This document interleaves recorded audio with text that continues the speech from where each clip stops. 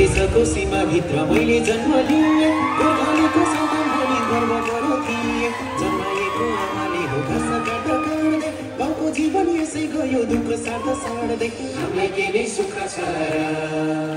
सक्ने गर नसक्ने गर